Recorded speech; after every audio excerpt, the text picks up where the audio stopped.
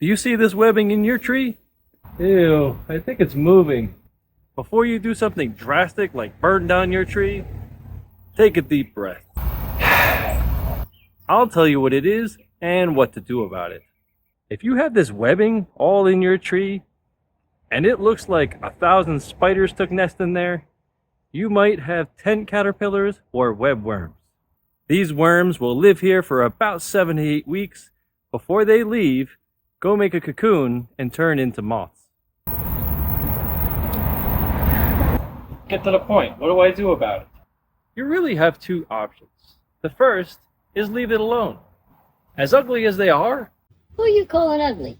they really don't pose a threat to your tree, your animals, or your family. If this only affects a portion of your tree, I recommend leaving it alone. They won't seriously damage your tree, and very soon they'll move on and become food for other wildlife. The second option is removal. If your tree is entirely covered with this webbing, maybe it's time to remove them.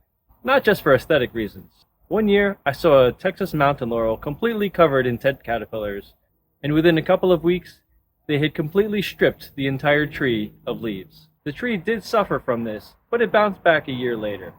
The good news is, you don't need any sprays or chemicals. All you need is...